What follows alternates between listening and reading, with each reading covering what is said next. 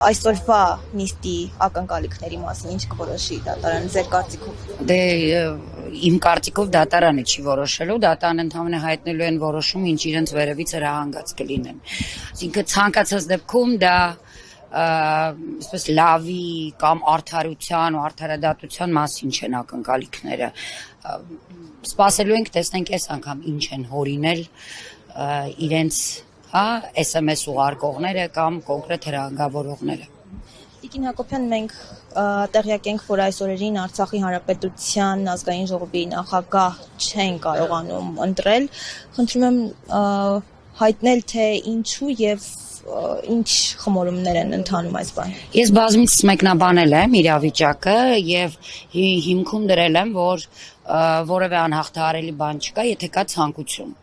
Եվ սկզբում խորը կասկածներ եմ ունեցել, որ հենց ի սկզբանե չկա ուղղակի ցանկություն այդ գործընթացի իրականացնելու տարբեր պատճառներով։ Նու հիմնականում բնականաբար այս իշխանությունների կողմից այդ ճնշումներն են, ահաբեկչությունն է, տարբեր մեթոդները, որոնք իրենք կիրառում են, որպեսզի այդ գործընթացը տեղի չունենա եւ ըստ էության իրենք շատ կարեւորում են հենց իշխանությունները, որ ամեն բան ինչ վերաբերում է Արցախին, դա արվի վատը, արվի հենց արցախցիների ձեռքով։ Եվ իրենք բնականաբար այս պահը օգտագործում են եւ այս 1 տարին նոր ազգային ժողովի նոր նախագահի արկայության դեպքում եւս այդ ճնշումները բազմաթիվ ու բազմապիսի են եղել։ Սակայն վերջերս մենք բոլոր խմբակցություններով բացի մեկ խմբակցության ներկայացուցիչի ունեցել ենք հանդիպում եւ հանդիպման ժամանակ փորձեցինք այսպես կառուցողական այդ մթնոլորտ ստեղծել, կոնկրետ մեր խմբակցություն լինելով միշտ գիտեք բոլոր հարցերում շատ ռադիկալ, կոնկրետ, հստակ իր դիրքորոշմամբ, այս անգամ իրականում մենք տարել ենք քննարկումները այն ուղղությամբ, որ բոլորը գիտակցեն, բոլորը դրա կարևորությունը հասկանան ու գան այդ դաշտ։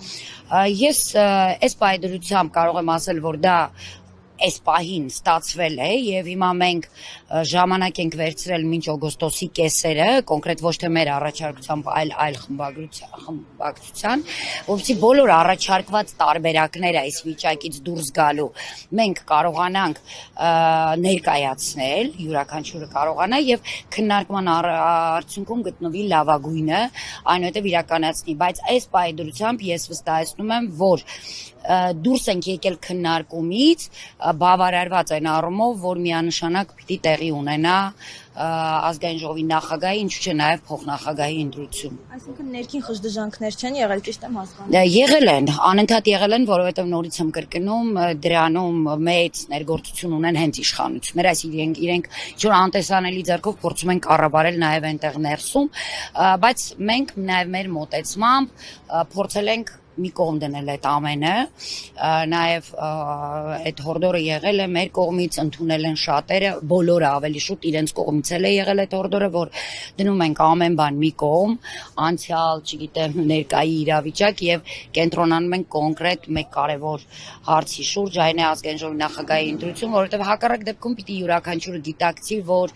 հենց ինքը մասնիկն է դառնալու այս դավաճանության, որը կատարվում է շարունակաբար կատարվում է եւ այն վտանգները, որը հենց այդ հարցով պայմանավորված հյուսվում են Հայաստանի շուրջ, հենց հապաղողները, լռողները կամ օգնողները իշխանություններին իրենք նույն ցանկում են լինելու դավաճանների։